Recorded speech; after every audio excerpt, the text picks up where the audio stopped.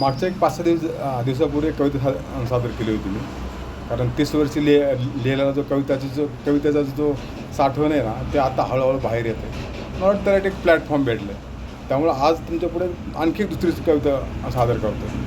कारण त्यावेळेस लिहिलेलं होतं, ते आता त्याला प्लॅटफॉर्म मिळाल्यामुळं मोबाईलच्या माध्यमातून सादर करता येतं. ही एक खूप मोठी गोष्ट आहे, असं माझ्या मनात वाटलं नव्हतं कधी, की असं काय आपल्याला लोकांपुढे सादर करता येईल.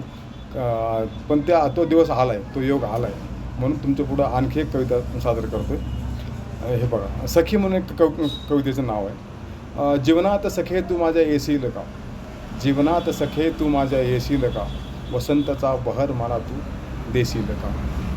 मधुचंद्राची मधुर स्वरांची कोकिळा तू होशील का, अंबरीशासाठी गीत तू गाशील का, गोड आंब्याचा स्वाद तू घेशील का, मी पोपट मैना तू माझी होशील का, जीवनात तू सखे तू माझ्या येशील का, अन वसंताचा बहर मला तू देशील का.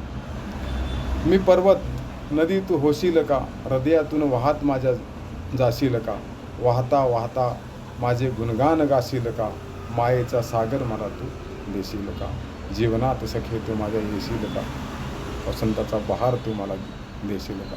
मी कोळी मासुळी तू होशील का, जाळ्यात माझ्या अलगद तू येशील का, तुझ्या हृदयातील मोती मला तू देशील का.